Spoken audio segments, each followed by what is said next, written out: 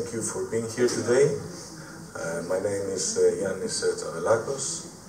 I live and work on the island of Kea, where I run a local dive center. And as Mr. Bruno mentioned, we will talk not about a simulator, not about virtual reality. We will talk about something real. Historically,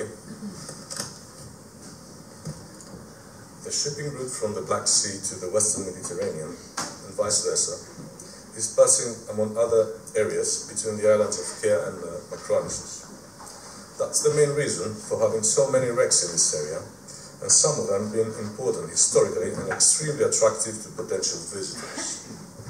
HS Britannic and SS Buldigala, both of them among the bigger accessible ocean liners in the world, are considered as monuments according to the Greek legislation.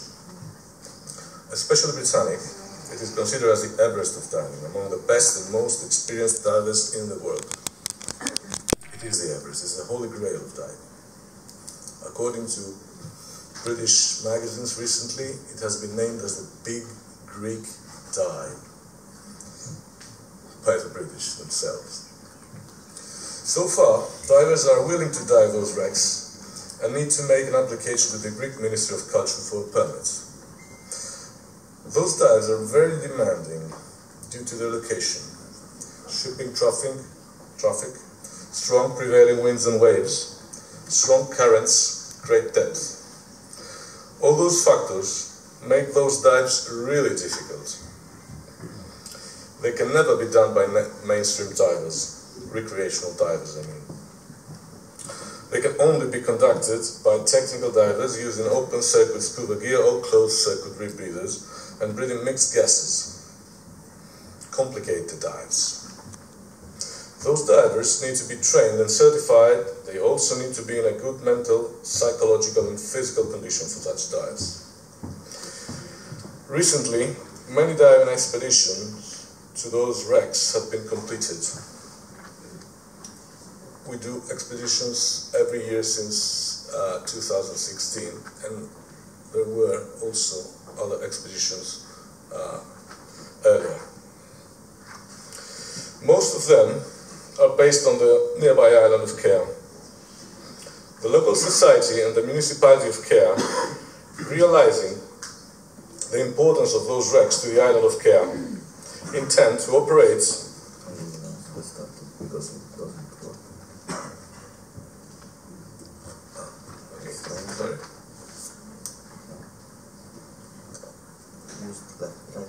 left, right. Okay. So the local society and the municipality of Kea, realizing the importance of those wrecks to the islands of Kea, intend to operate an underwater cultural heritage diving part consisting of those historic wrecks. So far, the municipality cooperates with the Youth of Underwater Antiquities of the Ministry of Culture for the establishment of this park, which will be unique for Greece, indeed.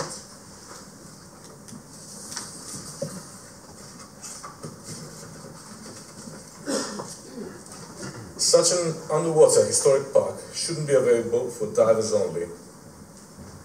The wrecks could be available to be visited by recreational submersibles as well, giving the opportunity to everyone to have this lifetime experience. Dressed as you are right now, breathing air as you do breathe right now.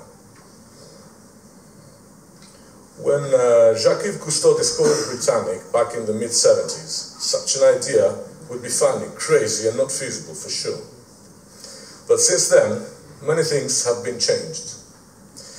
Contemporary recreational submersibles are able to communicate with a surface support crew, use mechanical robotic arms to handle emergency situations, and are powered with strong, durable batteries, breathing air supply systems, which can provide breathing air and autonomy up to several days.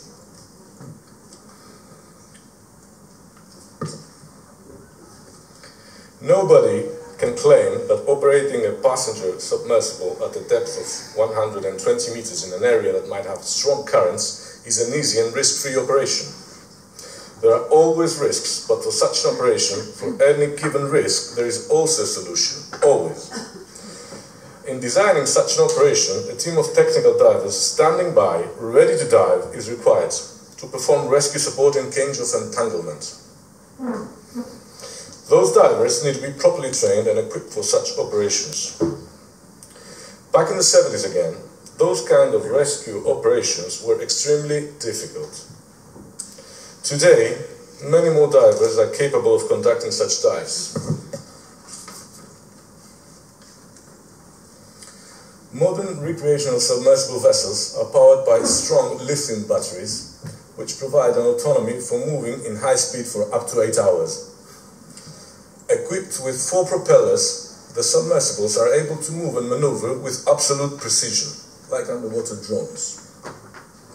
Furthermore, the pressure hull supports a 10-centimeter thick acrylic globe, a semisphere, at the bow, providing an unobstructed view in every direction, 180 degrees, up and down, left and right. So you're sitting in bow, and you have the sphere in front of you, and you have a view everywhere.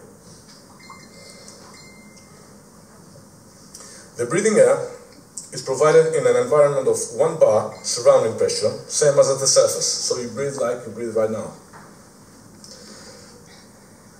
Passengers are able to breathe normally, and the carbon dioxide they are exhaling is trapped in scrubber filters. Sensor continuously analyze the air and calculate the proper volume of oxygen that needs to be added from 100% medical oxygen banks that are within the sub, and mix with existing inert nitrogen to create breathing air for the passengers. The oxygen banks and the scrubber filtering system have an autonomy to provide breathing air for up to 96 hours, which means that even there is a malfunction in the driving system of the sub, and it has to stay down to the bottom, people can stay breathing there for 4 days, 96 hours, which is long enough to be rescued, obviously. After 96 hours, the scrubber has to be replaced and the oxygen banks to be refilled. Modern information systems provide all required data for the pilot: buoyancy, current depth, cabin pressure, air reserve, speed, battery power. Advanced systems are also available which relay GPS data to the submersible's onboard computer via integrated underwater modems. Modern joystick control devices give the ability to steer the sub very easily and efficiently.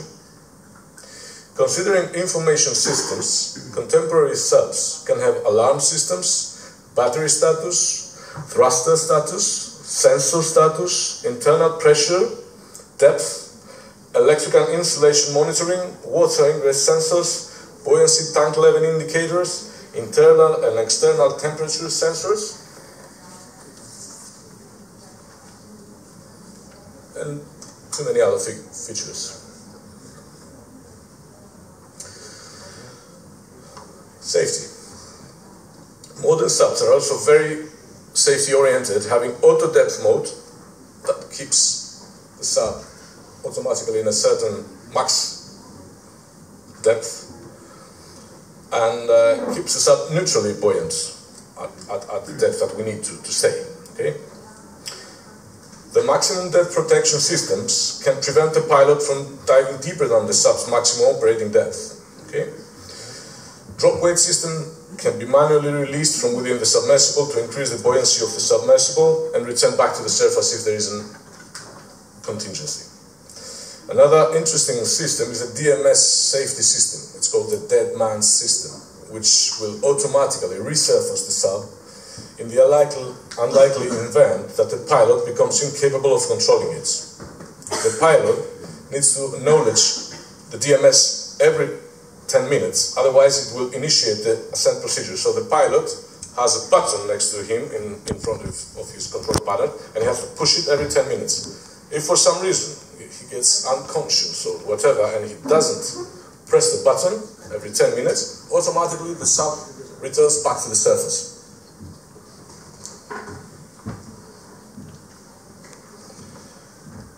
Safety buoys can be deployed to mark the sub position on the surface. Autonomous breathing devices are included, of course.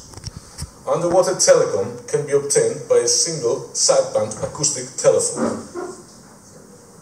Navigation can be achieved by echo sounders and electronic compasses. Contemporary safety equipment include locator beacon systems, emergency releasable buoys, fire extinguishers, and external air connection for diver-assisted ascents.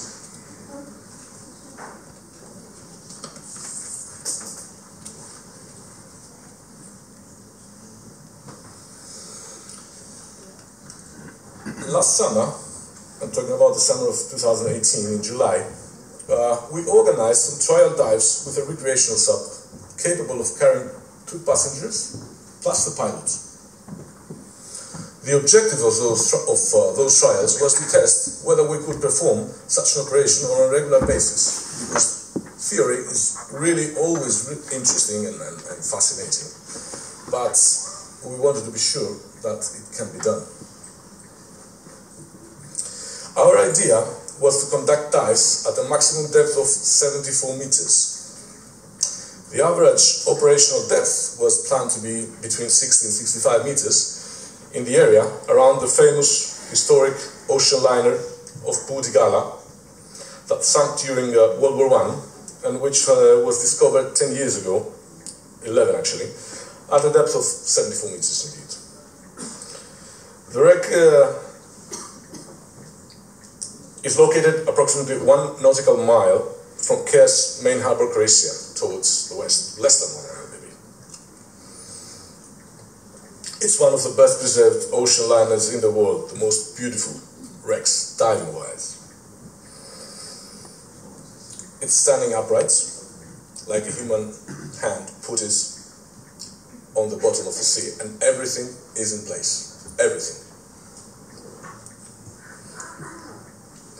After Britannic, it is considered as the largest accessible historic ocean liner in the Med, having a total length of 180 meters, 83 meters length. She sank due to a collision with a mine set by a German U-boat during World War I on the 14th of November 1916. No casualties were reported back then. The trial operation was planned to be supported by a 40-meter long vessel. The stern of this vessel was properly modified with a powerful crane fitted to lift the sub, put it in the water and vice versa, and enough space for the sub to stay on the deck. 2 more boats were supporting the operation. 1 rib with telecom crew and equipment between the sub and the surface, and a speedboat rib with the safety divers and the equipment ready to dive at 74 meters if needed, standing by. The line was properly set right next to the wreck, marking the diving area with a big buoy on the surface. The line was the reference point for the sub. A 3rd speedboat rib was transferring the passengers from the island directly to the diving spot and vice versa.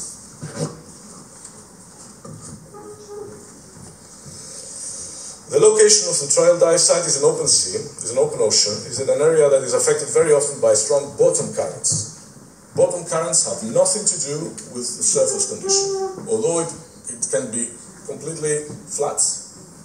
Calm sea, the current down there can be very strong, like a river.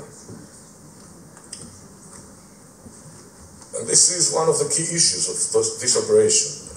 The important point is this that has to be tested: the ability of the sub to move close to the wreck with absolute precision without being dragged or moved by the currents and get entangled on the wreck that has fishing lines, nets, whatever. Another possible hazard for the sub is that old wrecks, have many fishing lines. Okay? Additionally, the passengers enter the sub directly from the supporting speedboat ribs on the surface, and this is one of the reasons that a calm sea is needed, so that the passengers can enter and exit the sub after the dive, returning on the supporting vessel with comfort and safety.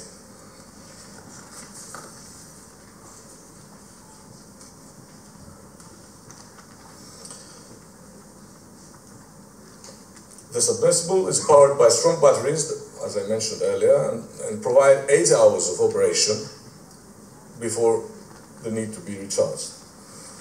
The 4 propellers of the sub proved to be really strong and were able to move the sub with absolute precision, fighting the current successfully. That was the main objective to test. The transparent acrylic hemisphere of the sub provided excellent visibility. The sub has also very strong, very powerful video lights, so you can have an excellent visibility of more than 30 meters, considering that our waters are crystal clear. Even in such a depth of 60 and 65 meters, the visibility in the Aegean is extremely, extremely high. This is something unique. Divers don't believe what they see in front of them, going down there and have such a visibility. Imagine adding strong video lights on top. The passengers were amazed. Everyone talked about a lifetime experience, and it is for everybody. Considering that Cyclades waters are full of light, it's not so common to have such visibility elsewhere in the world. Nowhere. All the people that had the opportunity to conduct those trial dives agreed that it was one of the best experiences they had in their entire life, and they would highly recommend it. So let's talk about operational options. Sorry? Yes, give me 2 minutes, please. So.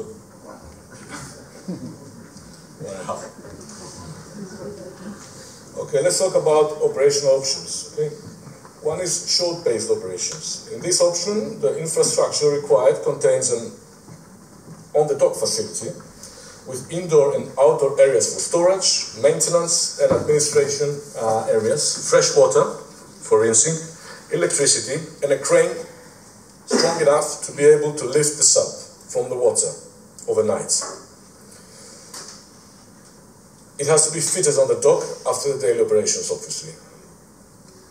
A powerful boat can tow the sub from the dock to the diving area, which takes about 20 minutes. Considering that the tow speed is usually low, distance to the diving spot is always a critical parameter. Supporting vessels are also required for transferring passengers and support crew. The second option is a yacht or utility boat based operation. In this option, the yacht or the utility boat needs to have space on deck and a crane strong enough to lift the sub from the sea. Supporting vessels are also required. The advantage of this option is that having the sub on board, there is flexibility regarding the dive site. As a disadvantage, operating costs can be very, very high. The third option is a cruiser ship operation, cruisers. Yeah. Similar considerations as yachts or utility boats-based operations. Financial aspects, the most important. 1 minute. That's the most difficult part of this operational design, the financial appraisal. The setup of proper parameters defining this operation. There is not much previous experience for that kind of operations worldwide. It's difficult to make comparisons with similar projects that have been conducted in the past. The operational depth was much shallower, the size of the subs different, as well as the cost of the sub itself.